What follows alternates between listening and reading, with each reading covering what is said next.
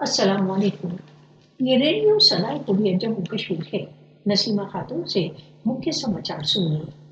प्रधानमंत्री मोदी के शासनकाल में भारत के अपने पड़ोसियों के साथ संबंधों को बहुत अधिक क्षति पहुंची है।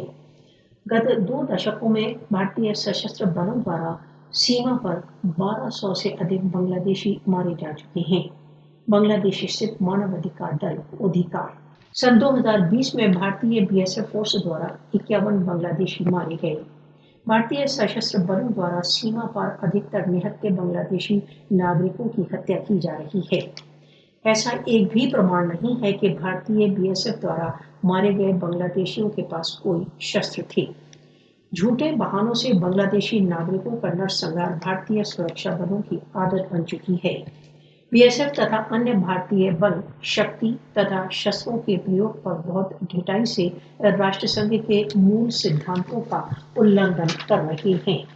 भारतीय बीएसएफ द्वारा सीमा पर नागरिकों की हत्याओं की दुर्घटनाएं बांग्लादेश के लिए बहुत अधिक चिंता का विषय है। बीएसएफ द्वारा सीमा पर बांग्लादेश की नागरिकों की अवैध हत्या की ओर नई दिल्ली द्वारा कोई ध्यान नहीं दिया गया है।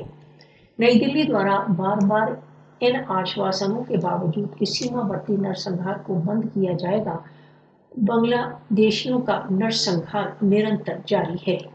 बांग्लादेश स्थित मानवाधिकार कारकुनों का कहना है कि सीमा पर भयंकर शस्त्रों का प्रयोग कोविड संकट के दौरान भी जारी रहा। भारत ने किसी भी बीएसएफ अधिकारी का ब्यौरा नहीं दिया जिसको बांग्लादेशी नागरिकों की हत्या पर दंडित किया गया है। सार्वभौमिक मानव अधिकार संगठनों ने भारत पर इसके बलों द्वारा बांग्लादेशियों की अवैध हत्याओं की ओर उपेक्षा का आरोप लगाया है।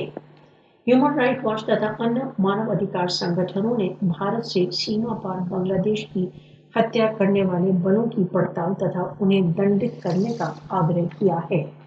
विश्व को भारत पर इस बात के लिए दबाव डालना चाहिए कि इसके बल मूल अधिकारों का सम्मान करें तथा कानून के नियमों का पालन करें।